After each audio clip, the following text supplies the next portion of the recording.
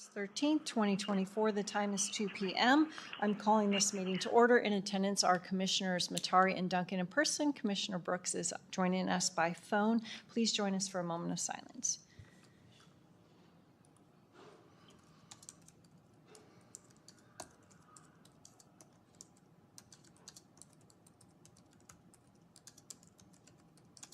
All right. And for the pledge, Corey, would you lead us? Pledge allegiance to the flag of the United States of America and to the republic for which it stands, one nation, under God, indivisible, with liberty and justice for all. Public comment? Yep, either way.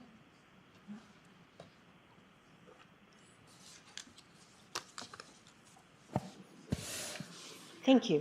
Good morning or afternoon.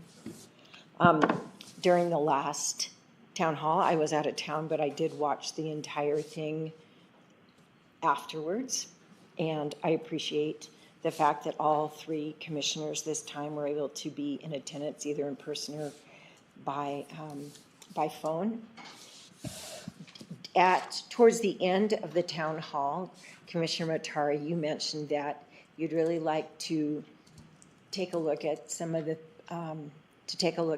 juvenile justice and see what we could do about having those young people's lives turned in a direction they'll prevent them from ending up in our prisons, I believe was how you put it, or close to it.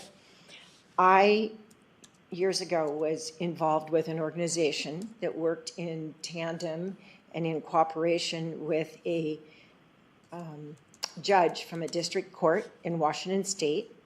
They designed two things. They designed a template for a screening that they gave to all juveniles who came into the system there, and then they designed a program that was basically a skills development program, but to very specific topics.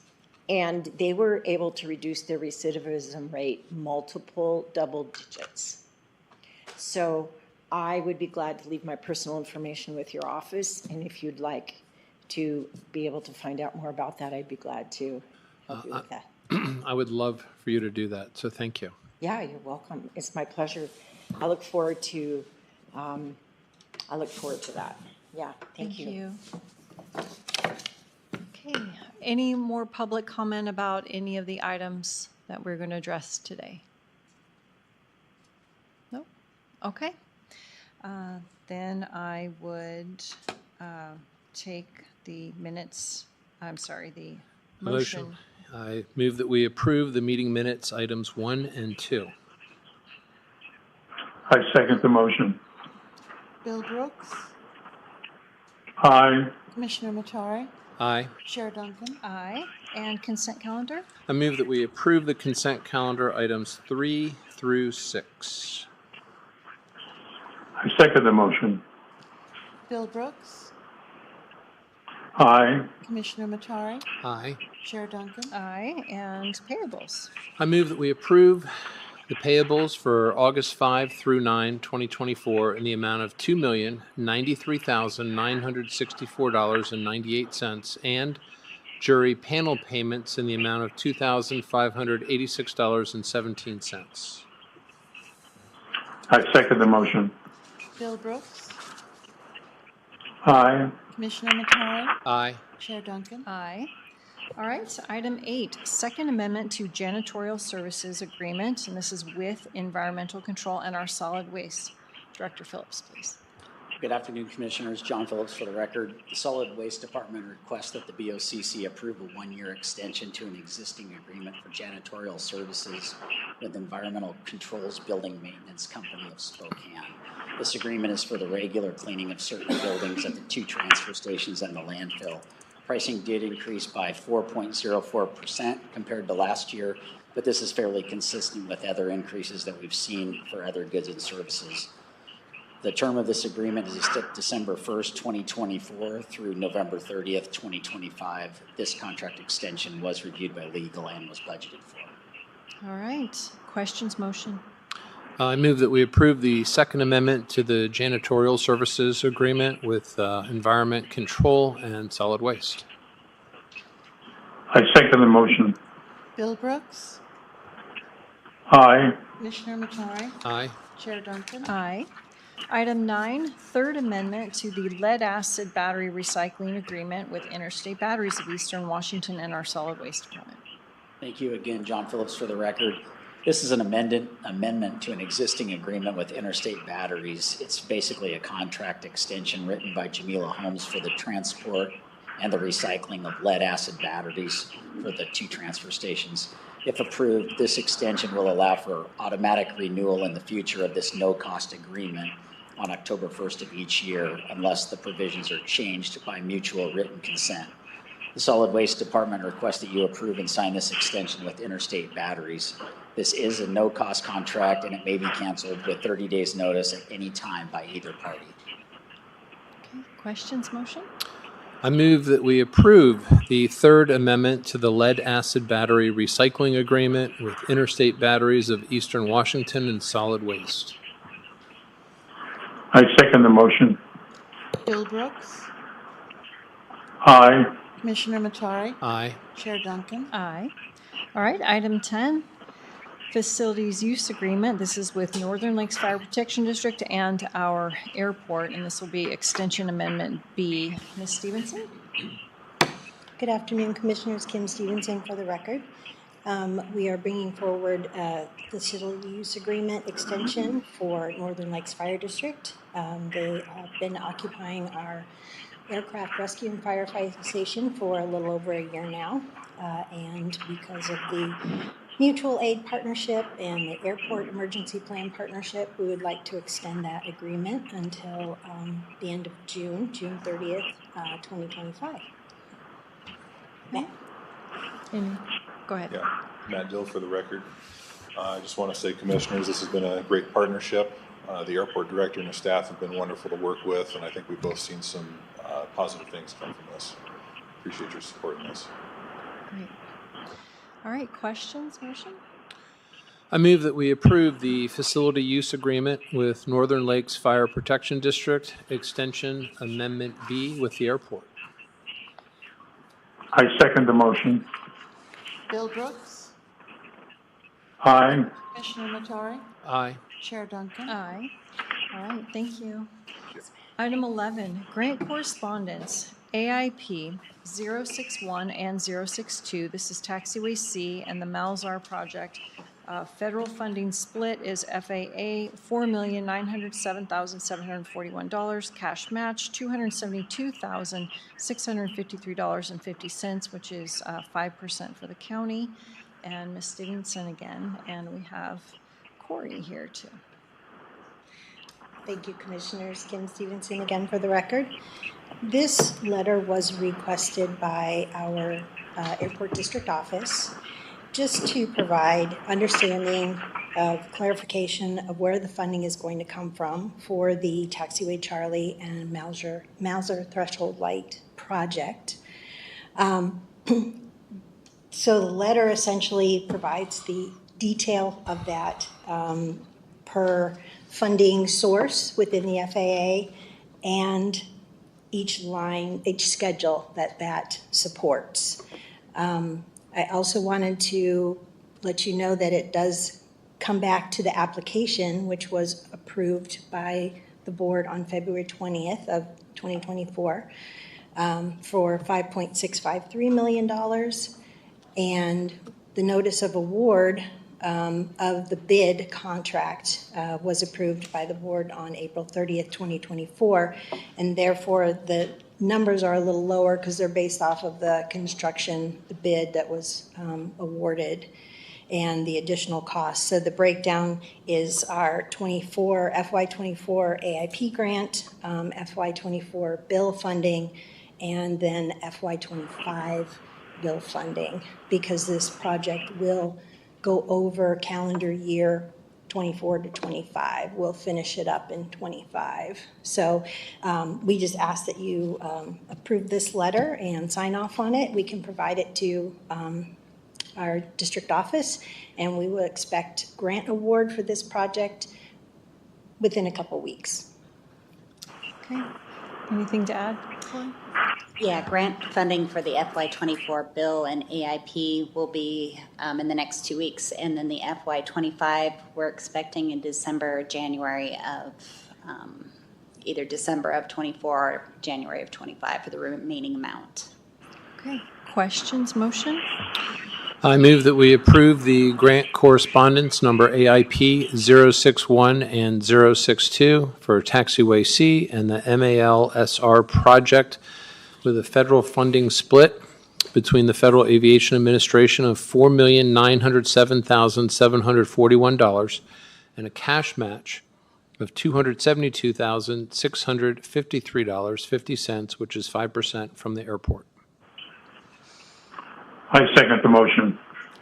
Bill Brooks, Aye. Commissioner Matari, Aye. Chair Duncan. Aye. Thank you.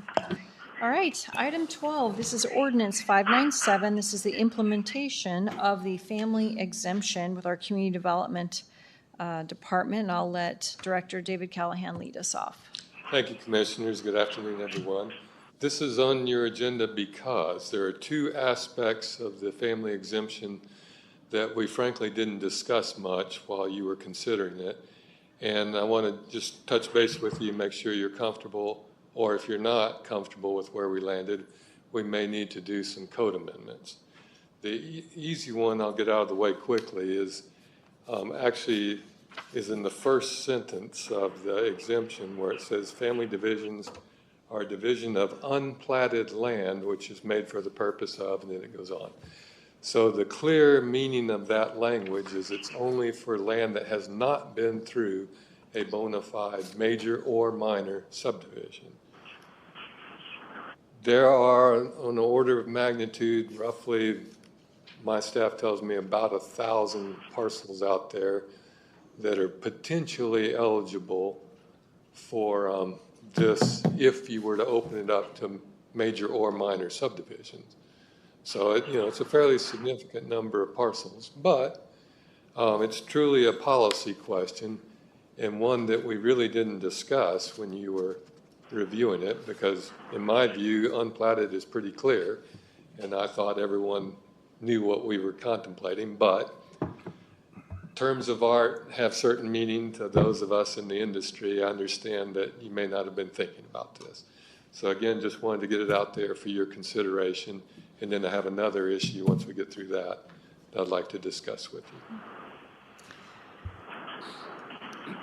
So I just glossed right over that term of art, like you said. So my intent was not to make any distinction. My intent was to stick with the underlying zoning to say if this is a tract of 10-acre parcels and the underlying zoning is 5-acre rural, that these 10 acres could be split into 2 5 acres with the family exemption. Because I am aware of even some of, they're smaller, like you have platted divisions that are just 2 10-acre things in the middle of 5 acres. So to me, it was overlooked, and it was not my intent at all to include unplatted in the approval. So I would prefer to strike that language, which I understand we may have situation to go through, but that was just my intent personally. If the underlying zoning allowed it and the CC&Rs allowed it, then I was comfortable with that. Well, what I was thinking was that the zoning was took primacy over, how much you could subdivide. I'm not quite sure I understand. I mean, if something is unplatted, it's just basically a lot. It's a parcel. To use a term of art. Yes. Parcels have never been through the subdivision process, which is both a process and an end result of a literal plat that gets recorded in the land records of the county. One large parcel could be subdivided into 2 smaller parcels, correct? 2 smaller lots, typically. Lots, okay. Lots are the end result of the subdivision process. Understood, okay. So, yeah, the zoning would take primacy over, what you could, subdivide down to. And Sounds like we have two. Okay. Bill, did you want to add your thoughts on that? No, I honestly did not read it as a planner. The first sentence, I wasn't aware of the implications. Okay. So I'll then- work with Pat on the quickest way to get that through the process. I don't actually know if we could do that as a, I'll have to think about that for okay, not too long, just a little bit. thank you. Thank you. And that would also most likely apply depending on the board's decision on the second issue as well. Right, and that's a good segue. The second issue is that the very person behind this has property behind the subdivision, family exemption, Mr. The Hughes. applicant. The applicant, has property within the, one of the ACIs that actually prohibits this kind of division, in part because the ACI says it's in the exclusive tier of the Hayden, Post Falls, Rathdrum ACI, and the exclusive tier says that county agrees to apply infrastructure and subdivision development standards identical to that in the cities, or set that aside. Another provision is a county agrees that no new subdivisions or re-subdivisions of existing large lot developments will be allowed. So again, it's a case where we didn't contemplate it, we didn't discuss it.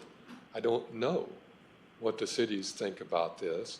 That should probably be the starting point to see, in this case, what Hayden and group actually think about it. But in any, in my view, in any result, we probably need to do a code amendment, because I don't think you can just ignore the plain English of the ACI.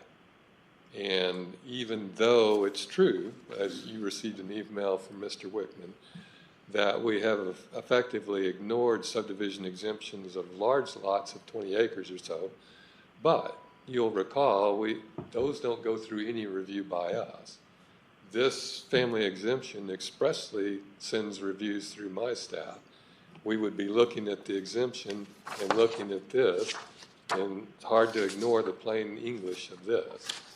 So to me, a cleaner approach, again, is to work up a code change. Whether we can do that as an emergency or not, I'll defer to Pat's thinking. Okay. So I, again, would be in favor of looking at a way to do the family exemption. As the example was given to us, would you rather take, this 15 acres and make 3 5-acre parcels, or would you rather it be a, 90-home subdivision? And I think most of the people would agree they'd rather see the 3 5-acre parcels remain.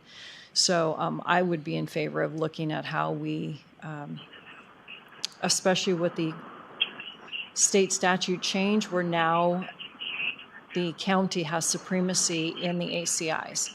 So Presumably, this will all go away in 1 year and 4 months. right.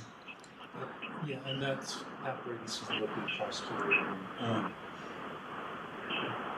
I think for this one, and we could probably roll the other one into it as well, we could do it as an interim ordinance, because we do have, we have kicked off the process to update the comprehensive plan, which is what's needed to do an interim ordinance, plus the fact that, as Mr. Callahan said, we have to have the ACIs deal with all the ACIs by December 31st of next year. That would put this in place for 1 year. So we don't have to, worry about reenacting it in 6 months like we would with an emergency ordinance. So I can, certainly put both of those together in a kind of what you might call a follow-on interim ordinance and deal with it that way. Thank you. Okay. Bill, thoughts on that? That's what I would agree with that. Okay. Bruce? These aren't actual agreements that we're entering into with the city. This is basically an overarching framework of how we would work with the cities, the ACIs. They're contractual agreements. Yeah. Until they're amended. Yeah, the only concern I would have, and look, anything that's going to lead to less density, I'm for, okay? But we induce the cities into these agreements based upon a certain set of standards, and then afterwards we start making changes that undermine those standards, and we just have to be careful that they may not, want to, file a claim. Right. I would think it's a little bit different than that the cities drove a lot of that, and now the county gets to drive it with the new language, When the that new comes, state law. when that comes into effect, right? Well, it can come into effect as soon as we're done. So it can come into effect next month if we could actually get all 12 cities together. Well, that's and what I get mean, it done. when we, yeah. Yeah, so but our deadline is next December. One would assume that the cities would. Oh, David, your microphone. Thank you. It seems reasonable that the cities would agree to this sort of thing because the new state law makes it unambiguous that county regulations prevail over city regulations. Okay. So they don't have that choice anymore. The only question is one of timing. Yeah.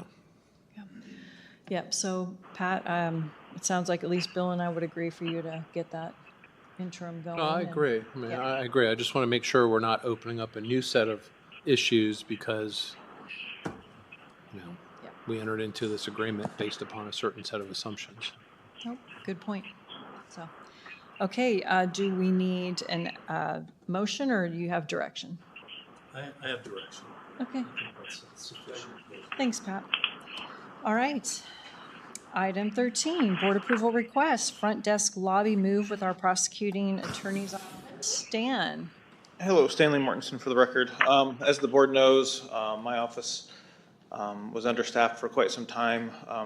Due to some pay raises we were able to give last year, we've been hiring, and we're getting close to being full. We're only short 2 attorneys and 2 legal assistants at this point. I just have nowhere to put them, and we can't wait for the new building to open. And so the proposal is to move my front desk into the lobby, and that's going to cost some money, and then to replace the front desk area with some cubicles to house the people I'm going to be hiring between now and October. And I've spoken with Buildings and Grounds. They are now prepared to begin the work now that PMR is done. I was given a loose quote of in the $3,000 range. I asked how hard that was, and I was told it definitely won't exceed $5,000. I believe a lot of this work, if not most of it, it's not permanent. It can be undone so that whoever moves into the building after my office vacates, it might take a little bit of work and money, but it can be undone and put back the way it is currently now. But I have the money in my B budget, taking a little here, a little there, making some sacrifices. I can pay for the work to be done. So that's what I'm seeking board approval for, to just reallocate some money that's already in my budget for this purpose.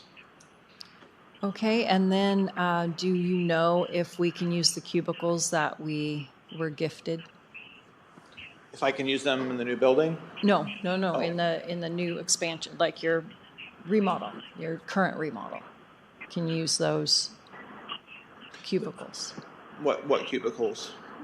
So we have storage units full of cubicles. I don't know. I would have to defer to Buildings and Grounds. Okay. They know what we have as far as we, the county, and they know what will fit, where we're going to put them. I don't know what decisions being made as far as using what the county already owns versus building or buying something new. Okay. I'm totally going to defer to Buildings and Grounds on that one. I'm not micromanaging their job, but they've told me that it won't exceed $5,000. That's what they've told me. Okay. Bill, Bruce, questions? No, just apparently your business is very good. I would be full with attorneys. I had 2 quit recently. I had 1 quit in June and 1 quit in July, and they were both unforeseen. I do think that we've slowed down how and when people quit, fortunately. I don't think the 2 that quit in June and July could have been avoided. One became a judge, which is a good thing. And so yes, the pay raises have certainly helped. We've all but stopped attorneys from quitting, and now we've come to face the eventual problems. That's where to put them. So this, I think, is the solution. No, it's fine. You need to do it. You're stacking them and packing them in different rooms and crevices and hallways, so I get it. Motion? I move that the board approve the request for the front desk lobby move for the prosecuting attorney not to exceed $5,000. I second the motion. Bill Brooks. Aye. Commissioner Matari. Aye. Chair Duncan. Aye. Thanks, you. Thanks, Dan. Thank you. Item 14, Kroger Opioid Settlement Agreement. This is a ratification. We had it added last week as an emergency item because there was a deadline that had to be met, and it was prior to today. So I'll just remind everybody again that the board has agreed to take settlement funds from an overarching opioid settlement underneath the state, but for some reason this didn't come under the state. This came as a separate outside agreement, and that's what we approved. So I would take a motion to ratify this approval from last week. I move that we approve the Kroger opioid settlement agreement and ratify it with the National Opioid Settlement in the Auditor's Office. I second the motion. Bill Brooks. Aye. Commissioner Matari. Aye. Chair Duncan. Aye. All right, thank you. And item 15, this is a termination of agreement. It's for Mobile Assessor, Woolpert, Mobile Assessor, Data Cloud, CAMA Cloud, and our Assessor. Mr. Kovacs? Commissioners, Bela Kovacs for the record. Thank you. This agenda item is a request for the board to make termination, essentially not renew the agreement. It's a 5-year term agreement. This is an agreement that was entered into in 2019. It was here in place prior to my arrival. Suffice it to say that the the county received is not what we had bargained for. It has not worked out, and so after a diligent effort on the part of both sides, it seems best to terminate the agreement and then just move forward. So our request is that the board respectfully concur and terminate the agreement. Okay, questions, motion? I move that we approve the termination of the agreement, Mobile Assessor, Woolpert, Mobile Assessor, Data Cloud, CAMA Cloud, with Bela Kovacs, the Assessor. I second the motion. Bill Brooks. Aye. Commissioner Matari. Aye. Chair Duncan. Aye. All right, thank you. Item 16, board approval request. This is a proposed addendum to KCSO Jail Policy 1800. And Captain Heil, oh, there you are. Good afternoon, Commissioners. Captain Jeremy Heil for the record. I'm here to present a solution to an issue that we find ourselves in the jail while transporting inmates around the state and around the country regarding per diem. Most inmate transports are a 2-day trip, either by car or by plane, therefore falling into the GSA 75% rule on both days regarding per diem. However, due to the nature of transporting inmates, deputies are not able to stop for their own meals during the transport. Therefore, after, for example, a 10 to 11 hour transport to Blackfoot, Pocatello, Boise, depending on where they're going, they're allotted one meal to make up for an 11-hour day where they haven't eaten. County policy allows you, the board, to allow for us to operate outside of the per meal rate, however, under the 75% total day rate. And so I'm asking for you to approve for me to enact a procedure for the jail for during the inmate transport and only during the inmate transport to allow the deputies to have the 75% and spend it how they can throughout the day. And then the return trip, or when they're not transporting an inmate, they then follow the GSA guidelines per meal. Okay, questions, motion? I move that we approve the request for the proposed addendum to the KCSO Jail Policy 1800 with the Sheriff's Office. I second the motion. Bill Brooks. Aye. Commissioner Matari. Aye. Chair Duncan. Aye.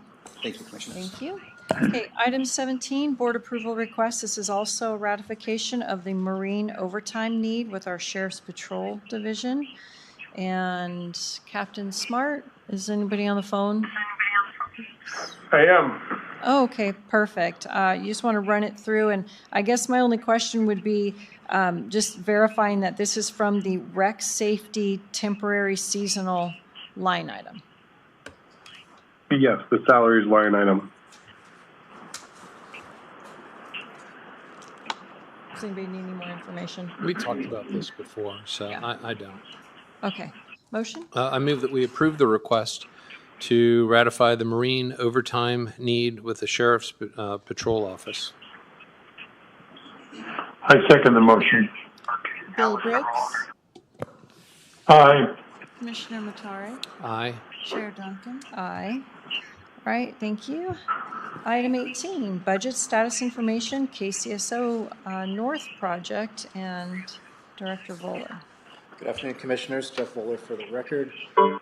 In preparation for the next couple items on your agenda, and kind of follow up of what we're bringing back with the approval for the Kootenai North re-roof, I wanted to bring you a budget update for the Kootenai North, where we're at with that. So I asked Lieutenant Klinkenfuss to update the budget that he, I think, previously submitted to you a couple of months ago.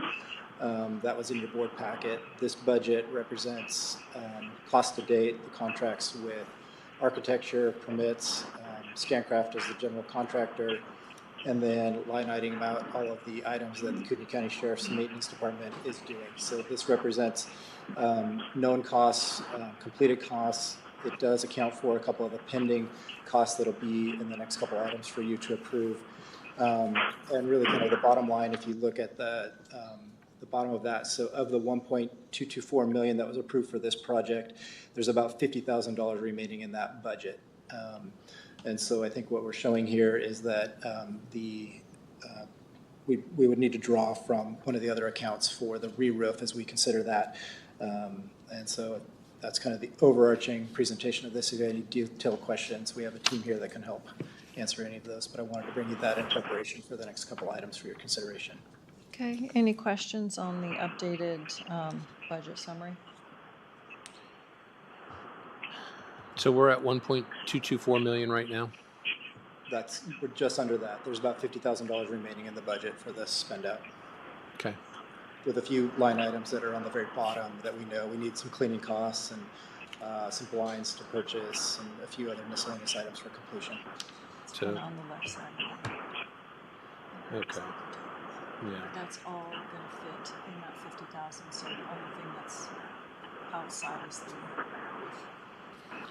Yes. No, I understand. It's just the original budget is under the same line. So that's all. Bill, any questions? No, I have no questions. All right. If more come up, we can tackle them at that time. Item 19, board approval request. This is a KCSO North project, and it's the lobby service windows. Tom, are you taking this, or Jeff? You can go ahead. I can answer any questions related. Okay, so Tom brought this in your board packet, but we have a quote before you from Valley Glass for the ballistic window. There's 4 panels in there to complete the lobby service windows, and the total amount for that is $41,472. That includes the glass, the installation of a frame that Tom's crew will have ready for the installation of that to receive the glass, the electronic two-way communication devices, as well as framing. So is this on top of the $80,000 in ballistic panels that we purchased? Yes, so ballistic panels are what goes beneath the drywall. This is the actual glass, the glazing from a window company for ballistic glazing, level 5 glazing. Okay. Questions, motion? I move that we approve the request for KCSO North Project lobby service windows in the Sheriff's Office. I second the motion. Bill Brooks, Aye. Commissioner Matari, Aye. Chair Duncan. Aye. All right. May I clarify? Sure. Brandy Falcon for the record. So item number 18 is that going to come from the existing budget, or do we need to appropriate more fund balance? It's the existing. That is included in the existing budget. Okay. It's a line item in that budget that I just presented. And so would be item 20. Then when we get to item 22, that's when we'll have to identify that. Correct. Okay. All right, item 20, board approval request. This is Kootenai North fire alarm quote. Yes, so before you is a proposal from Fire Systems West for the amount of $5,566 for the fire alarm control panel. We found that to be bad in the system that we took over from Kootenai Electric, and so this is for the complete install to bring that fire system online. It's going to be necessary for the final inspections of that project. That is included in the original budget that I just reviewed with you as well. Okay, questions, motion? I move that we approve the request for the Kootenai North fire alarm quote with the Sheriff's Office. I second the motion. Bill Brooks, Aye. Commissioner Matari, Aye. Chair Duncan. Aye. All right, item 21, this is a bid award for a re-roof at Kootenai North. Okay, so this is an item that we are bringing back to you that we discussed last week for the re-roof of the Kootenai North. Jimmy's Roofing was the lowest bid for that, and so we recommend approval for that. And this is the one where we need to figure out how we're going to allocate that money. And as Brandy Falcon, Finance Director, indicated last week, that would need to come out of one of the fund balance reserve accounts. Right, we can handle that now, or we can handle only the next item for the contract, either one, but it looks like a $449,000 price tag. So, I mean, we have the $786,000 set aside for projects still that we could lower that line item. Right now, the assigned for capital purchases line is at 731. 731. Yeah. Okay. So this would take it down by a little bit more than half. Mm-hmm. Got to do it. All right. So this is just for the bid award, then we'll handle the contract on the next one.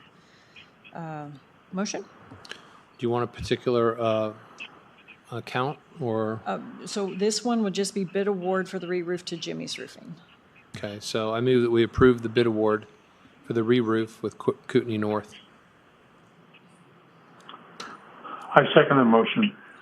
Bill Brooks, Aye. Commissioner Matari, Aye. Chair Duncan. Aye. And just for clarification, that is Jimmy's Roofing. And item 22 is our contract for the re-roof with Jimmy's Roofing for Kootenai North. And the cost is approximately $449,912. The way things are going, I don't know, do you want to make it even 500,000? Not really. This would be for, but from that line item that we identified. It would be from the assigned for capital purchases fund balance. Okay. So there is the potential for a little bit of additional costs in here. There's one area of the roof that we have to pull back that could have a little bit of water damage in there, and we will not know what that's going to entail until we pull that back. Okay. Is there contingency ever built into these? Not on these, no. This is a hard bid for the known conditions. Okay. well, I mean, do we want this to come back if there's something more, or? That's totally fine. Okay, so I move that we approve the contract with Jimmy's Roofing to re-roof Kootenai North using the assigned capital purchases fund balance in the amount of $450,000. I second the motion. Bill Brooks, Aye. Commissioner Matari, Aye. Chair Duncan. Aye. All right, thank you. And our last item is board approval request. This is change order number 1 with Allwest Testing and Engineering. And Jeff, you're going to handle this for Mr. Mendez, please? Yeah, I will brief this one. Mr. Mendez is on the phone as well if there's any detailed questions on this, but I'll go ahead and brief it. So this is a change order for Allwest Testing to include some additional material testings for the Justice Center expansion.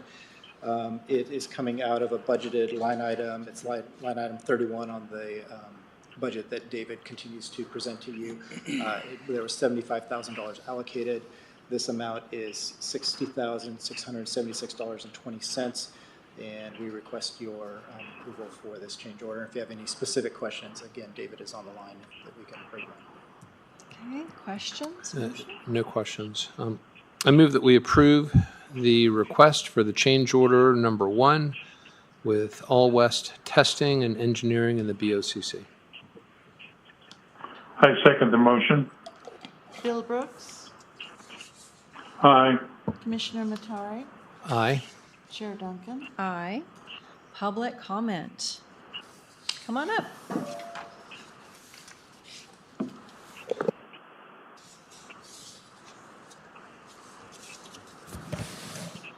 So I admit I did not read all the way through the board packet this time before the meeting, but I'm curious as to the length of warranty on that $500,000 roof. Yeah, Jeff, can you speak to a warranty on the roof? What did you say? I believe 20 years. 20 years. Okay. Thank you. Thank you. All right. Anybody else? Nobody on the phone. Okay. 2:41, meeting adjourned. Thank you all.